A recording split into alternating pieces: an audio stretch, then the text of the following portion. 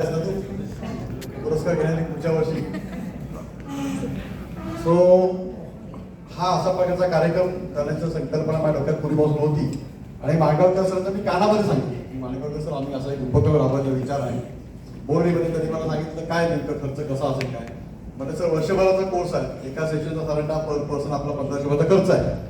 तर किती पार्टिसिपेट घेऊ शकतो, मग त्याने अंदाज बांधला की 30 पार्टिसिपेट एवढ्या प्रकारे आणि असं होईल. मग ते तारखेनंतर 5 लाखाचा हे जाहीर केला.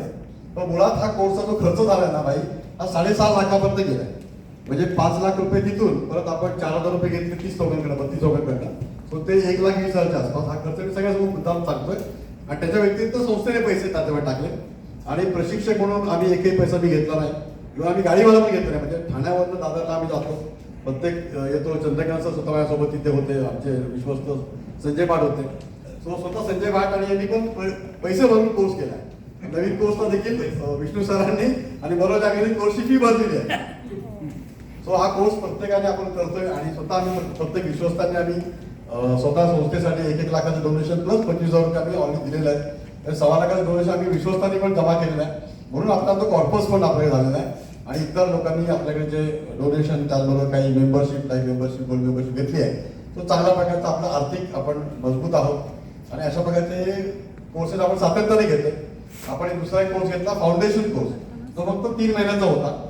पण त्याच्यामध्ये तेवढा रिझल्ट मिळत नव्हता. पण नवीन उद्योजकाला तो कोर्स फायदेशीर आहे, त्याला काही गोष्टी कळतात. कारण मुळात माणसाला प्रशिक्षण खूप गरजेचं आहे. आपण सगळे आंघोळ करतो फेसवॉश लावून, साबण लावून बाई.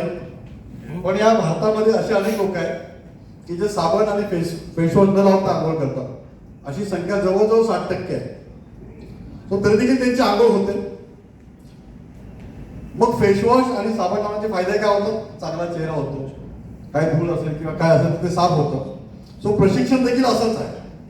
प्रशिक्षण घेतल्यामुळे आपण चांगल्या प्रकारचं आपला ब्रेन चांगला होतो, आपण जास्त काम करतो, आपण जास्त हुशार होतो. आणि या जगामध्ये हुशार माणसं यशस्वी होतं, फक्त मेहनत करून होत नाही. सो ह्या मेंटोरिंग मधून आपण शिकलो. म्हणजे मी पण स्वतः यशस्वी झालो तर कारण हेच आहे की हुशारी केली, स्मार्ट वर्क केले, तर आपल्याला कळलं पाहिजे एका वेळेस अनेक व्यवसाय कसे करायचे, डेलिगेशन कसं करायचं.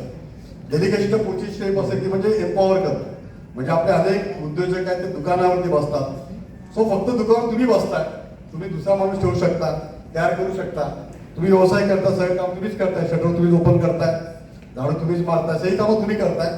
सो असं नाही व्हायला पाहिजे. म्हणून त्यासाठी आपल्याला डेलिगेशन करायचं असतं, काही विश्वासू माणसं तयार करायचं असतं.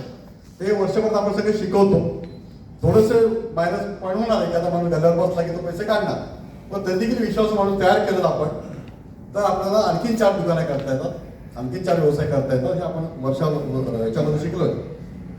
आणि मला खूप बरं वाटतं की त्या प्रत्येक सेशनला आम्हाला प्रत्येक पार्टिसिपंट शेअर करायचा. स्पेशली आनंद आणि राजचं मी अभिनंदन करेन की ते माझ्यासोबत प्रत्येक दौऱ्यामध्ये पण असायचे आणि त्या सेशनला पण ते काही इनपुट द्यायचे किंवा सांगायचे. आणि स्वाती कोकाडे, स्पेशली स्वाती जरा उभी राहा, इथे टाळ्या वाजवायच्या. प्रचंड मेहनत घेतली आपल्याला, लोकांना फॉलो करणं, त्यांना म्हणजे काही लोकांना सेशन मिस व्हायचं. त्या म्हणजे कोणी आला नाही गोळा करणं किंवा लांबून कोण आला नाही, ती त्याला कॉल करायची नंतर आणि काय काय शिकवलं सांगायचं. म्हणजे एखाद्या वैश्य व्यक्तीच्या मागे किती मोठी भावना तिच्याकडे असायची की माझा वैश्य बांधव अजून पुढे आला पाहिजे. Please bus Swati. So thank you Swati. आणि मग सातत्याने ऑनलाईन मीटिंग फॉलोअप करणं ही तिने करत होती. आपण काही पुरस्कार दिले होते, सर्वात जास्त जो अभ्यास करेल, होमवर्क करेल किंवा संस्थेला मदत करेल, इतरांना मदत करेल, आपण स्टार दिले होते. तो सर्वात जास्त स्टार नितीन उभा आहे, नितीन, स्वाती आणि पल्लवी तिघं होतात ना, तिघांना सर्वात जास्त स्टार मिळतात. टाळ्या वाजवा. आपण त्या पुस्तकात त्याचा उल्लेख केला सर्वांचा. म्हणजे आपण काही असे स्टार वगैरे पण देतो. तर खूप ऍक्टिव्हिटी बेस हा प्रोग्राम राबवतो आपण. खूप ऍक्टिव्हिटी असतात. मगाशी आल्याला पण आपण एखादी ऍक्टिव्हिटी घेतली. तर ऍक्टिव्हिटी बेस केल्यामुळे काय होतं, माणूस कंटाळा येत नाही. सकाळी 8 वाजता तो आलाय, संध्याकाळी 5 पर्यंत बसतोय हॉलमध्ये. आणि तो दमत नाही, थकत नाही, झोप येत नाही. सो म्हणजे जेवण पण चांगलं असतं. शामकांत जेवण पण चांगलं असतं. शामकांत नेहमी स्तुती करतो, असं जेवण मी कधी बघितलं नाही सर, एवढं भारी जेवण असतं. सो जेवण तुम्ही म्हणा हा लक्ष्मी काय. पण जेवणानंतर पण झोपत नाही माणसाकडे, ऍक्टिव्हिटी घेतो एका प्रकारचा.